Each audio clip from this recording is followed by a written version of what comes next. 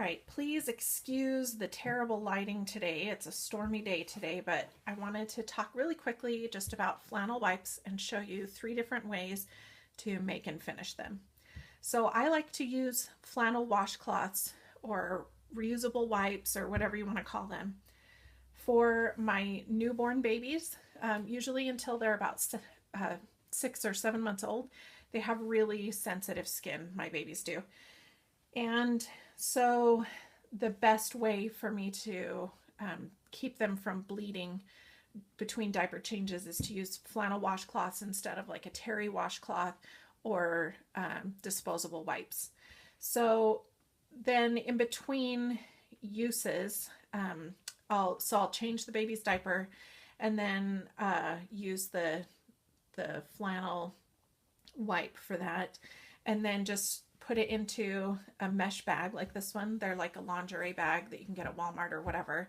So the dirty goes in the mesh bag, and then when I'm ready to do laundry again, I can just zip that up and throw the whole bag of dirties in with my regular laundry, because newborn poop is just not the worst thing to have with your clothes. And then that can go in the dryer as well. And then after I'm finished with my laundry, I can just take the bag of clean wipes and put it by my diapering area and take from the bag and put the dirties into an additional mesh bag. And that saves me a lot of time for sorting and folding and things like that, because I mean, it's just for wiping bums, so I don't care about folding it.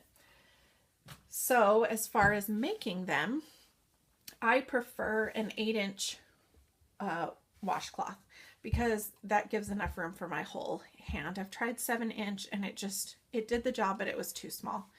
So you just cut 8 inches of flannel, and I like mine to be 2 layers. So I have 2 8-inch squares here, and you can do that with a rotary cutter, or I also have a template that I have used.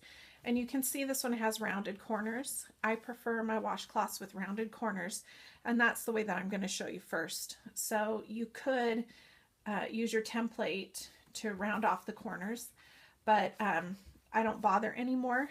So just because I've made enough of them that I kind of learned where to turn it when I'm making it, and I'll show you what I mean by that. But you would just trace around the corner, and you could trim it, or you could just serge along that line. So template works well, or you can just use a rotary cutter and your cutting mat and just measure 8-inch squares.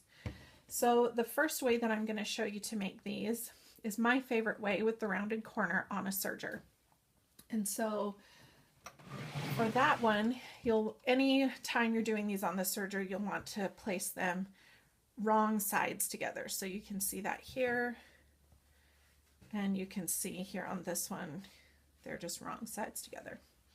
So I just cut those in the size that I'm going to want them to be, because I'm not going to be trimming off a lot of excess fabric. So we'll get going on the serger for this one here. So for the serger, I'm just going to get my little pedal in place here. I'm just going to start at the corner, and hopefully you can see this pretty well, but I'm just going to lift my presser foot, and then just make sure that they're lined up pretty well. You don't need to use pins, because flannel sticks to itself pretty well. And what I'm going to do is I'm going to serge along this edge, and when I get to about here on the fabric, I'm going to start turning it. So I'm going to start that for you. And I'm not really trimming much off the edge, just enough to clean it up a little bit. So when I get to about here, just a few inches from the corner, I'm going to start turning it so that I can get a rounded corner.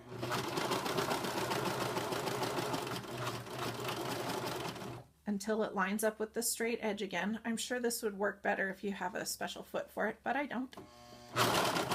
And then I'm going to continue down around this next corner. So stopping just a few inches from the corner, and then start turning. And then down the straight edge. And then turn it again.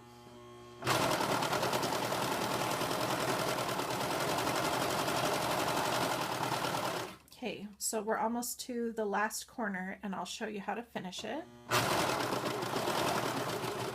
Now I'm to the flat part again. So I just want to make sure that my blade isn't going to be cutting these stitches, and I'll show you the trick for finishing it. So I'm coming off of the fabric now by 2 stitches, and I'm just going to hand crank it because we don't need a lot of space. I'm going to lift the presser foot and pull this back off of the stitch finger that's underneath the presser foot. And I'm going to turn this upside down and tuck it back in, just lifting my presser foot a little higher, and I'm going to tuck it right in next to the blade but not on the blade so it doesn't get cut. And then these stitches are going to overlap the stitches that I just made and lock them into place. Just a few stitches, and then I'm going to go ahead and serge off the end. And then I can cut this right up close here. And I have one finished washcloth. Hope you can see that okay. Sorry about the lighting. So the next way, again, I'm going to have these wrong sides together and just line them up the best I can. And I'm going to show you on this one how to just do a square corner. So we're again just going to start at a corner. And this time I'm going to go straight all the way to the end of the edge. And you can't see it, but I'm not really cutting anything off the edge here, just keeping it clean. So now at the end I'm going to slow down, and once I get to the end I'm just going to take 2 stitches off of the edge. Whoop, I did too many, but what are you going to do? And then again, I'm going to pull it off of the stitch finger and slide this around so that the corner there is right in front of the needles. And then start stitching down the other side again.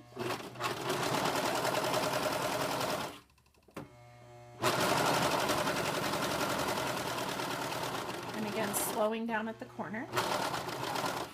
2 stitches off the end. Hand crank that, lift the presser foot, making sure those needles are in the highest position. That's not quite off the stitch finger, there we go. And then tuck that in there right next to the blade and right in front of the needles. And as you can see, that makes it so that there aren't any crazy threads coming off of the ends here. And then down the other side.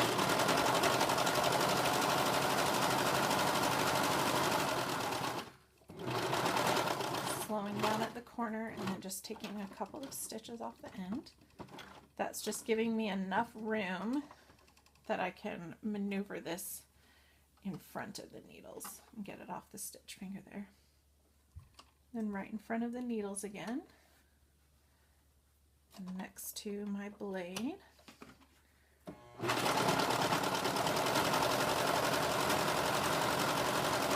So this is our last corner. I'm going to go ahead and slice this tail off and take 2 stitches off the end again. And then slide off the stitch finger, and I'm going to pretend for just a second that I haven't stitched here. So I'm just going to take a few stitches down this end, being careful not to cut my stitches with my blade, and which I just did. So I'm going to go a little farther. Okay, and then I'm going to take, I'm going to turn it here, and then take 2 stitches so that I have enough room to flip it upside down again. And slide it right back in there, and now I'm coming, so I was stitching that way and now I'm stitching the opposite direction. Just a few stitches, and then I can stitch off the side. And again, cut that right up close. And that's my next one finished. You can see these are just really fast. And this one now has, let me get my serger out of the way here. So now we've got one with rounded corners, which is what I prefer. And if you prefer square corners, now we've got the square corners without any crazy pieces of thread coming off of the ends.